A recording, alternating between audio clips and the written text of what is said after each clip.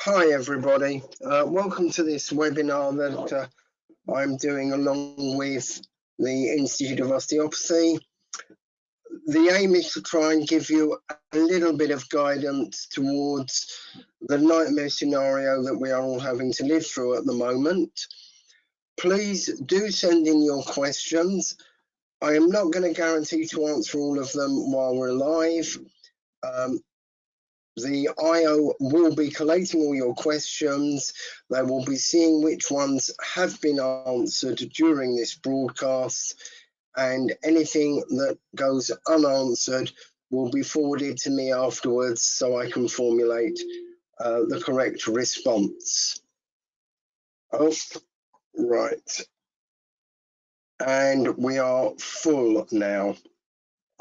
So there are going to be some people who can't come in, and my system has suddenly gone a little bit mad with these no more attendee warnings, so please bear with me a moment while I try and get back to the normal screen. There are various very definite themes that have come up out of the pre-questions, so I'm going to try and address the main ones of these first, and then we'll look at some more of the more unusual situations. First thing that everybody has to understand, the announcements that are coming out of government at the moment are policies. The detail of those policies has not necessarily been worked out yet, and we are still waiting to hear what is going to happen on a number of these issues. So some of the answers I'm going to give you today are going to be, I'm sorry, I don't know yet. I am running a series of mail shots, updating all of my clients with new information as it becomes available. And if any of you would like to be added to that mail shot list, please let me have your email address. I will stick you on the mail shots and you will be updated along with my client base. The email to send to is michael@mbbfcca.co.uk. And as I say, I will put you on my list, and any updates that I then send out to my clients will also come to you, and hopefully it will be helpful. So you break down very much into two main groups. We've got the self-employed, who are the sole traders and the partnerships, and you've got those of you trading through companies, and we need to look at each group separately. Some of the rules will actually apply to both groups. For example, the coronavirus job retention rules. Now, this one, in general terms, is if you furlough your staff, you will be able to recover for at least the next 3 weeks, probably for an extended period beyond that, 80% of their wages up to $2,500. One is assuming that is per month because it's not actually clearly written, but that's the assumption that everybody is taking from it. We don't know how this is going to work. HMRC are currently developing their system, and it is intended that sometime in April they will be able to tell us how we register the people who are furloughed and hopefully begin to get some money back to you in this respect. But it's still quite a greyish area that we aren't quite sure how to do. Bear with me a moment because I'm being inundated with webinar full messages and losing the screen. Okay, this is probably going to go on for a few more minutes. Okay, so What does furlough mean? Furlough means not working. So certainly if your clinics are closed, then you can furlough your reception staff. They can't do any work. The government is then going to give you, as I said, up to 80% of their money. This 80% would be taxable income, so it has to go through the PAYE system as normal.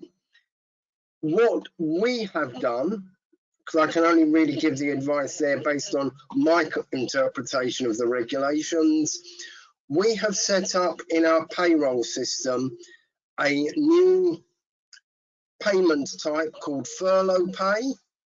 We have put the basic unit as their normal monthly pay, and then we have clearly shown that they are being paid 80% of their normal unit.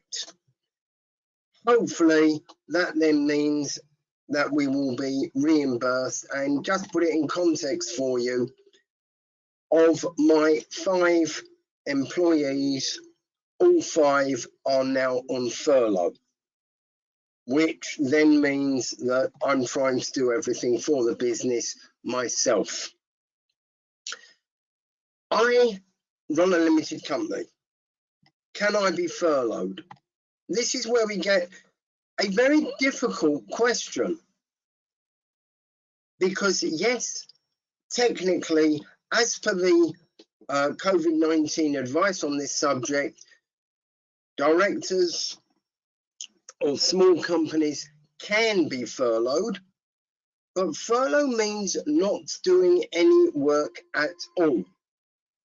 Now, one has to assume that HMRC and the government are not going to be petty and say, hold on a minute, Michael, you've run payroll for your furloughed staff, therefore you've been working, therefore you can't be on furlough. I would like to think they're not going to be stupid about this. So if, as a generality, you are saying, sorry, can't work, closing my doors, not going to be able to do anything for a while, then you can furlough yourselves as company directors. Question that keeps coming up, what is the figure that you work on for your furlough? The answer to that one is it is 80% of your salary element and not your dividends. I will be coming back to the question of dividends a bit later. Something else everybody has to appreciate, which you might not if you haven't actually read the furlough regulations, but furlough is for a minimum period of 3 weeks. So anyone that you put on furlough has to be off for at least 3 weeks minimum. We also then have the contract of employment question about furlough, because I doubt if anybody out there has a contract with their employees saying, in the event of a world pandemic, meaning we have to close the clinic, we have the right to furlough you. So we then have to turn to what the law says about changes to the employment contract. Any major changes must be agreed between the employer and the employee. How do we do this? Well, as far as I'm concerned, an email or from you to your staff saying, due to the pandemic, we would like to furlough you for the foreseeable. Please let me have your agreement. And they then come back and say, yes, that's okay. You have now amended your employment contract and it's now legal for you to furlough them. And that's really all there is to say about furlough. In April, we should be getting guidance from the revenue as to how we get the furlough support. And no doubt we'll also be told if it's being extended, how long it's going to be extended. So hopefully that resolves the basic question about furloughing staff. Now let's very briefly look at directors and the dividend question, because clearly the tax efficient construction of businesses for the last few years has been have a company, take a small salary and take the bulk of your money in dividends. Well, that is now backfiring on us to a degree, because we are being told that the dividends are not going to be taken into account when looking at the amount of support you should get. There is a petition going round at change.org asking for the government to reconsider this and to allow dividends to be taken into account when working out the income for directors. This is then eligible for furlough support. So I strongly recommend anybody who hasn't already done so to get on there and put their name to it, and hopefully if there is enough support, the government will change it. My hope, and it is a hope, is that the government will say, okay, we will look at your salary plus dividends when working out the furlough figure, but the support must still be taken through PAYE, which I think would be reasonable. But who knows with government? So please, those of you that are finding you are being, I don't know what the word is, ignored, slipping down the cracks, treated unfairly, some of you might even say shafted, get on that change.org and get your name on the petition. Okay, moving on to a fairly common question. There is some confusion about who will qualify for the self-employed relief, because there are all sorts of numbers thrown around. So let's just look at the, sorry, I'm just setting up the guidance here. Right, so for the self-employed, the criteria they are looking at, you must have submitted a tax return for 18/19. You must have traded since then, and your trading is being impacted by COVID-19, but you do intend to continue trading into the next year. That's the qualifications. Now, what are they going to look at? They are going to look at your trading profits for 18/19 and your trading profits for the 3 years 16/17, 17/18, 18/19. And this is an either or review. So if in 18/19 your profits were less than 50,000, you will qualify to go to the next test. If for last year you were over 50,000, but your average across the last 3 years was less than 50,000, you will again qualify for the next test. One is assuming that if you were only trading for the last 2 years, then they will average over the 2 years and apply the 50,000 to that. Now we look at the second test. Is your self-employed income more than half of your total taxable income? Very interesting question has been asked. Where do you apply the personal allowance in this calculation? I don't know. There's no guidance. In my head, I think the way to look at it is, what was my self-employed income? What was my other income? is my self-employed income more than 50%? And if the answer is yes, then I think you should be okay. And if the answer is not yes, then I think you may not be eligible for support. Okay, a question that has come in here. Can you provide advice to patients over the phone? Is that classified as working? I don't know the answer there, but my head is saying working would probably mean charging for the services. So if you are going to be claiming, let's say, the self-employed relief, I would have thought that if you are then doing some telephone support for existing patients at no charge, you are not in breach of the furlough regulations. And let's be honest, who is going to know anyway except for you and the patient? I think that's quite an important point to bear in mind. I cannot believe that they're going to be policing every phone call, looking at everything.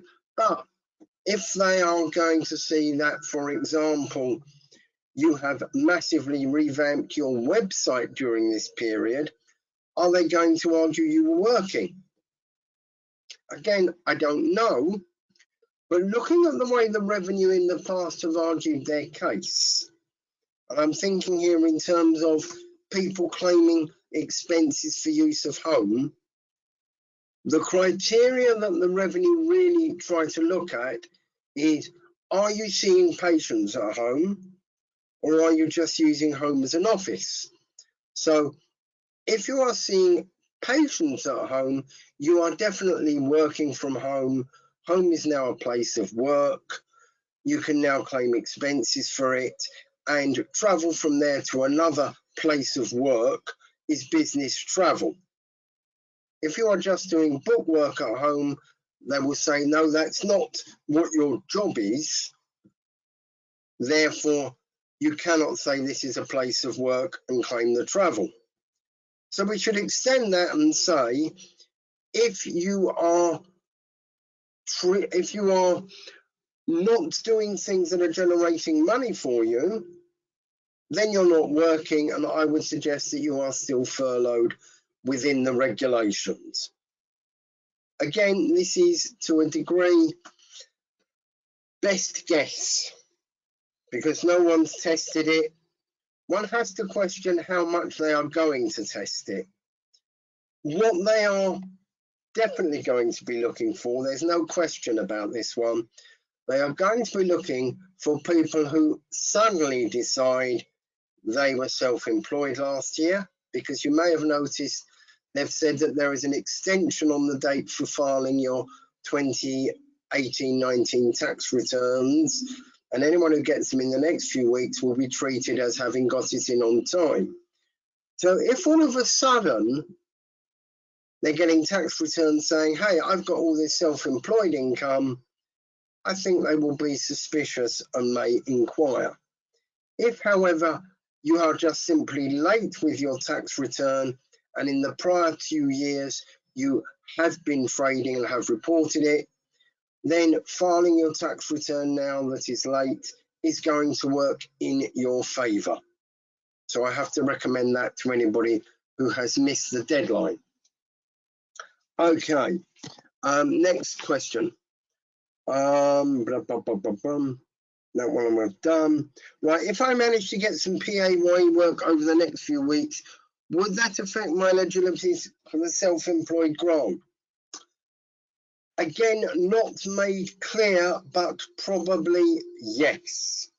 I think it would, because the self-employed grant and the employed grant are to support you when you are not able to work.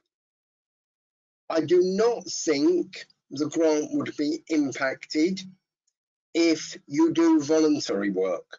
So, for example, I have a client who has effectively closed his clinic, but is offering free treatments to members of the NHS during the crisis.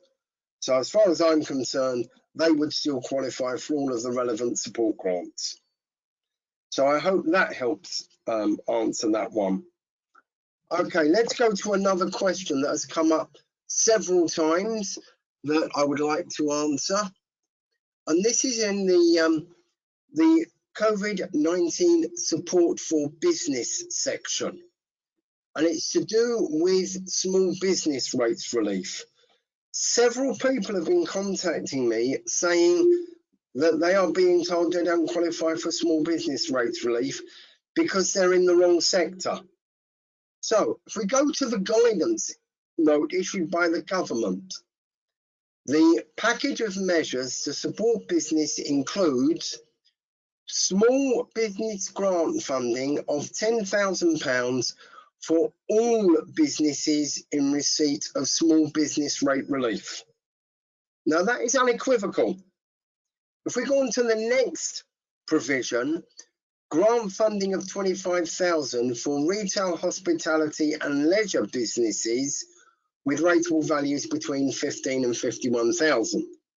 So there is a sector restriction for the higher grant, but not for the £10,000 lower grant. And in fact, I was pointing this out yesterday to one of my clients who had been denied the grant. And they emailed me back this morning to say they have been in touch with their council again. The council have admitted they were wrong, that they are entitled to it, and apologised. Excuse me a moment. Something to bear in mind, it has not been stated anywhere, but I believe that these £10,000 small business rate relief grants are taxable income. I'm basing that on the fact that the 80% support for self-employed or for employees is taxable income. So we have to assume that the other grants are also going to be taxable. So if you're going to get the 10,000, make sure you put aside an appropriate amount for the tax that you're going to have to pay on this. That's small business rates relief dealt with. Let me have a look at a couple of these others because I've covered a number of these. I've got one here from somebody. I am self-employed and earn just over the 50k yearly. Am I exempt from government help?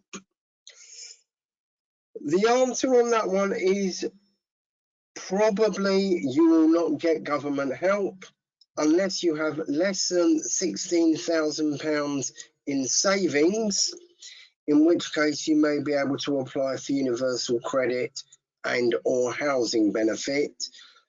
But you say you're over 50k yearly, have a look and see if that is what the average is over the last 3 years, because you might find that you do actually qualify on the averaging rules. Next one I've got here. Employed 3 days per week and work in practice 2 days a week. Will you qualify for any payments? Well, I would have thought on the 3 days a week at university, probably 80% employee support. Whether you will get the self-employed support depends on what the numbers are on that 2 days per week as against the 3 days employment. If those numbers are less than 50,000 per year and more than 50% of your income, then yes, you should qualify for that one as well.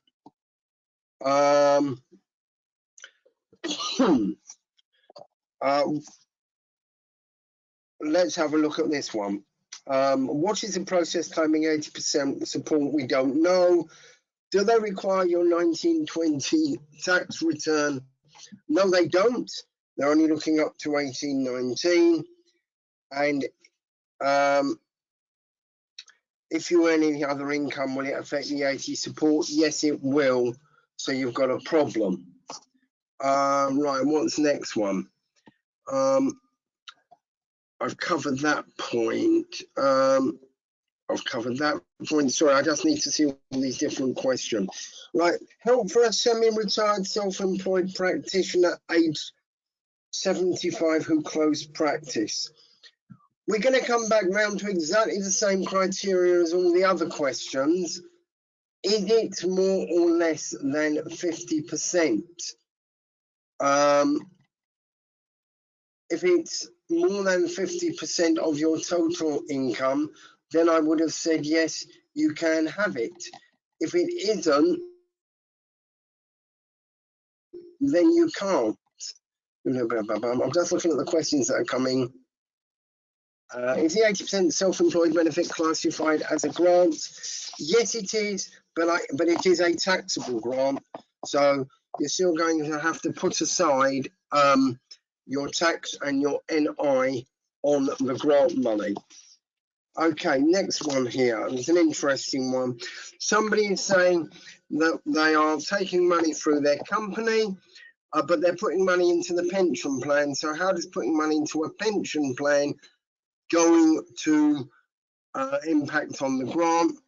I would say that you can't claim any of the pension plan contributions under the grant.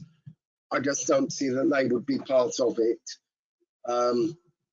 And I have to apologise for some strange noises you might be hearing because the window cleaner has just turned up and is washing my windows at this very moment.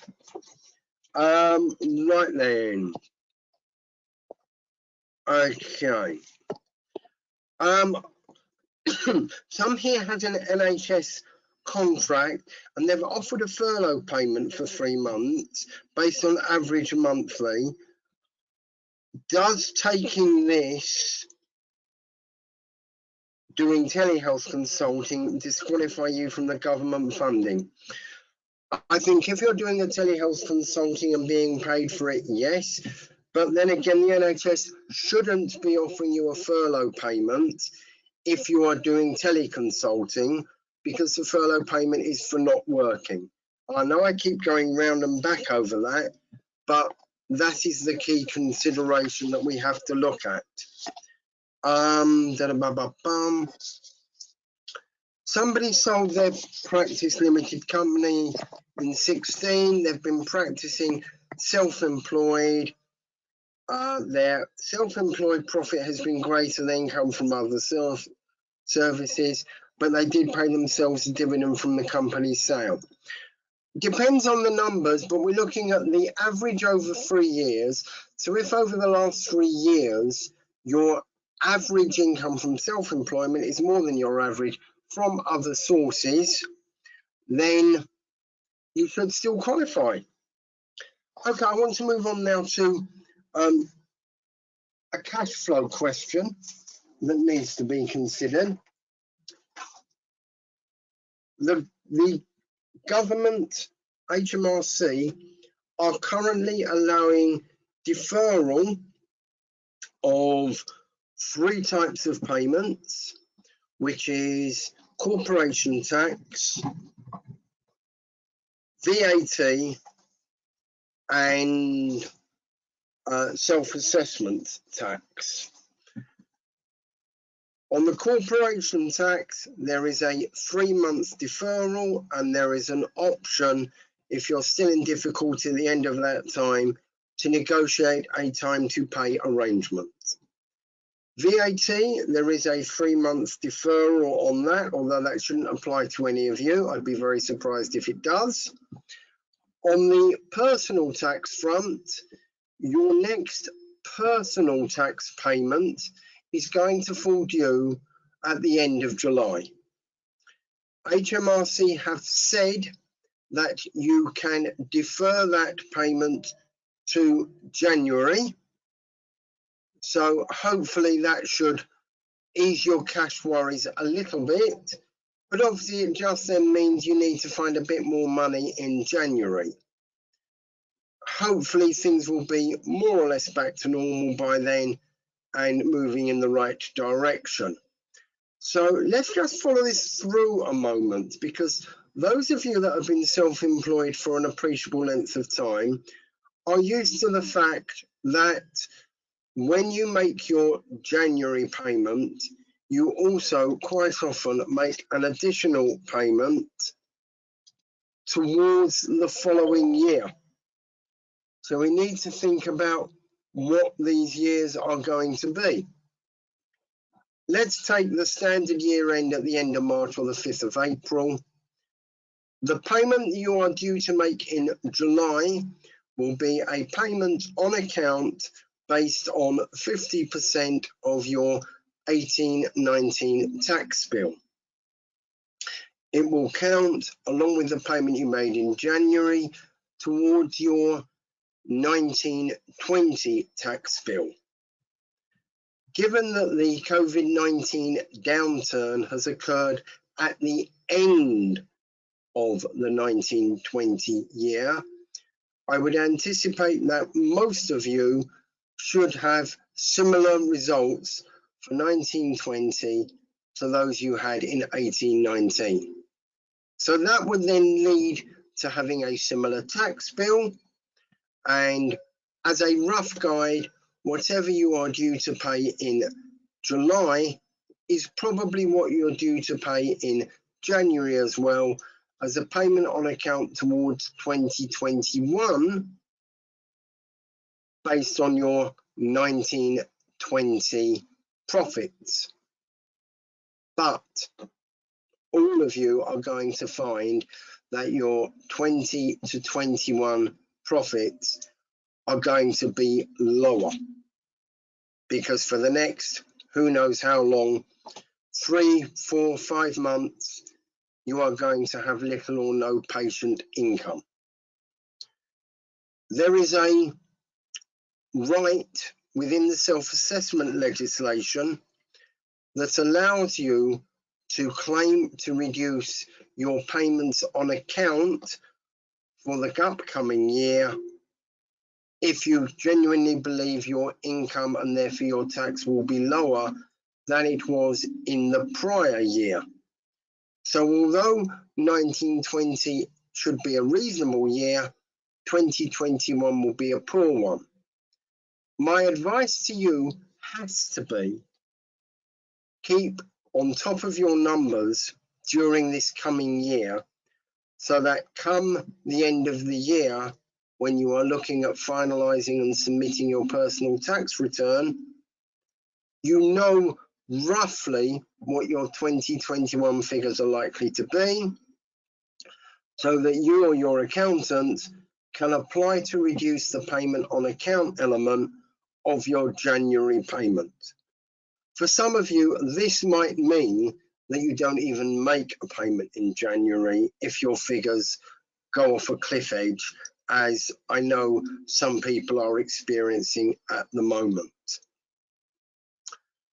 What support is going to be there for you, those of you that really are getting no income at all appreciable through other sources, such as, well, maybe going out and getting another job, because that actually pays better than taking what the government is offering you based on your historic results. The only 3 that are really out there, you've got universal credit, which will be available to people with less than £16,000 of savings. You may or may not qualify for housing benefit. The other one that is going to be there, maybe, is the coronavirus business support loans. Now, when these were announced by the Chancellor, they were made to sound like they were going to be really good and easy. Speaking to clients, speaking to banks, they're not really that easy, because the banks have to firstly look at them from their normal criteria. If they would lend to you under their normal criteria, then they cannot apply the coronavirus business support scheme. Perhaps the way to approach this is to say to your bank, what's your normal lending criteria, and then apply for something else. So for example, if the bank says to you, well, on the information we hold, we could lend you 50,000 under normal criteria. If you can then make a case that you need 60 or 70,000, you're outside their normal criteria, they can then put it under the COVID business support scheme. What do these COVID loans do? Well, obviously they give you a block of money. For the first 12 months, the government will cover interest payments. There is also a first 12-month capital repayment holiday. So basically, you pay nothing for 12 months. Then you take over the responsibility for the capital and the interest repayments for the balance of the loan. Interestingly enough, having spoken to my bank manager this morning, the interest rates that are being quoted on the COVID support loans are no more than the interest rates on their normal loans. So that's quite comforting. Additionally, I am being told, at least by NatWest, that there are no upfront setup fees for the COVID loans, and they can be repaid in part or in full at any time without penalty. So hopefully that will be useful for some of you, as long as you're prepared to take loans, because, you know, do we really want to take loans? I don't know. Difficult question. Right. Okay, I've got a question that's coming to me. Can we clarify, if an osteopath is doing tele or video consults and charging, does this mean they are not eligible for the 80% self-employed grant? As I read it, they are not eligible if they are doing any work, because the regulations are, where is it? Actually, it's a very interesting question looking at the regulations. The general view has been that you are not allowed to work, but if you look at the actual wording, it says, are trading when you apply or would be exempt for COVID-19, intend to continue to trade, have lost trading partnership trading profits. So perhaps you can. Looking at that again, perhaps you can continue to do so, because they're saying you've lost trading profits, not you haven't trading. So let me backtrack, having looked at that again. I think you may well be able to do a little bit of video consult and charge for it, because that doesn't say you have to stop trading. Unlike furlough support for employees, where they are not allowed to work. As you can see, just in the space of this short time, I'm changing my view on how it applies, because I'm reading it and rereading it and processing it. And we have to take the words at their face value, and very definitely the ones for the self-employed do not say you have ceased trading. So I think you would be okay for that one. Okay. Have I any more unread messages? No, I've dealt with those. What else have I got here? Something to think about on the furlough one, because I've been hearing some very bad advice being given by accountants about stick these people on your payroll now, and then you can furlough them and get the support. I'm afraid that is wrong. The regulations are very clear. In order to get the furlough support for employees or directors, there must be a PAYE scheme up and running on the 20th of February 2020, and the individuals must be on that PAYE scheme on that date. So anybody who wasn't on that payroll run for February, which by this point has to have been filed under RTI, you can't add anyone else on and claim furlough. It's very clear on that one. One thing that hasn't been mentioned anywhere, and I have no idea what the position is, so it might be worth contacting HMRC if you've got a problem on this front, is whether or not there is any deferral for payments of deductions under the PAYE system. I've not seen anything that says there is a deferral. Whether or not HMRC will agree under the general business support, I don't know. Right, have I got anything else to add? I think that is about it. Let me see if there's any more questions. I've got one here that is an interesting one. Can you as osteopaths claim universal credit as well as the government grant in June? I don't see why not, providing you don't have enough savings. Okay, answered. There was one here that I thought was right. So there's one here that says, what about people who do not have 3 years tax returns or did not make a profit when they filed their tax returns? We need to look at the individual situation. If they filed a return for 18-19 that made a profit, then I would like to think that that one can be taken freestanding, ignoring the prior 2 years, as the basis for getting something.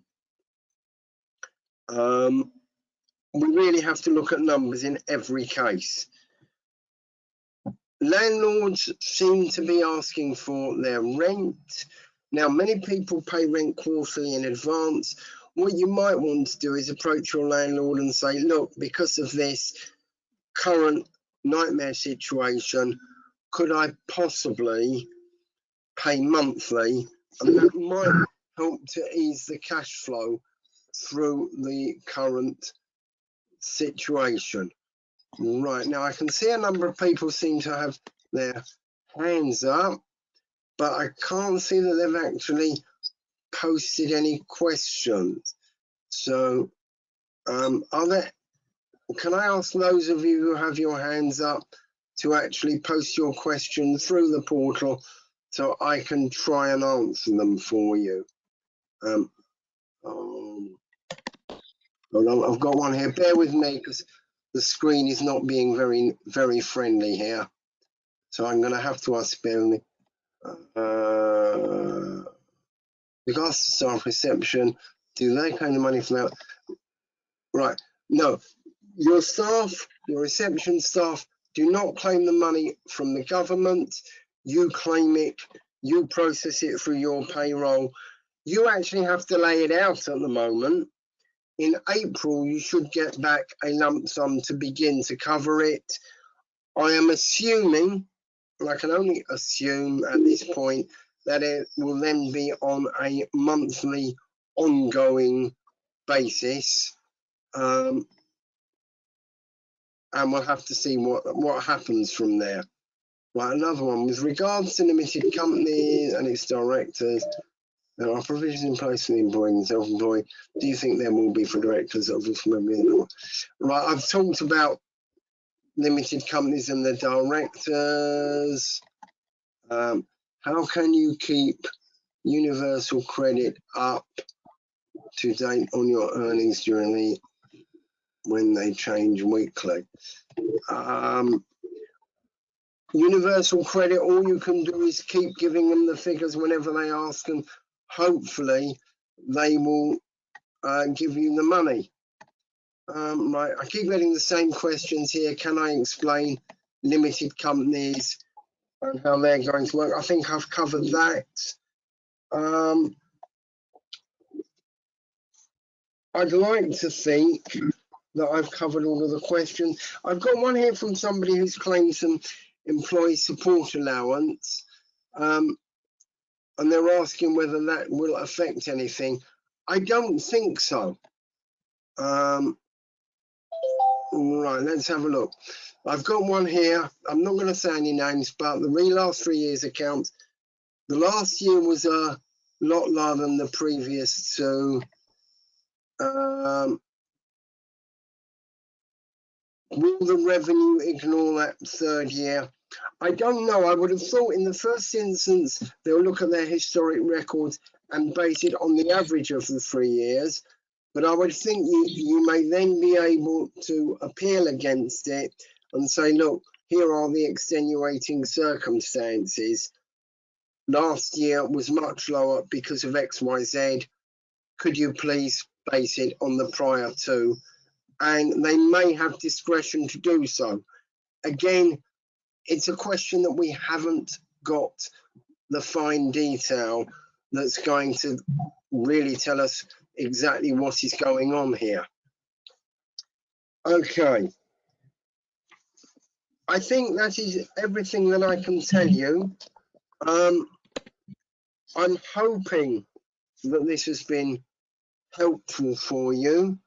There's no more questions coming into me. So, oh, what was that? That sounded like a question coming in. Bear with me. No. So unless anybody wants to post any more questions at this point in time, there is one other thing to say to you, actually. Many of you will have built your practices from scratch, and you will recall how hard you had to work to do that. When the current crisis ends, you will not be rebuilding from scratch. You will have a bank of patients who still will want and need to see you.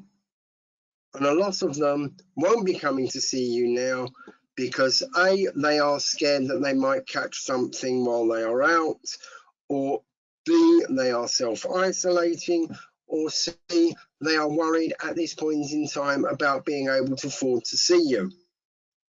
Once we come out the other side of this, whenever that is, and I'm not making any predictions, but I'd like to hope it won't be too long. But once you come out the other side, all of your existing patients will still be there.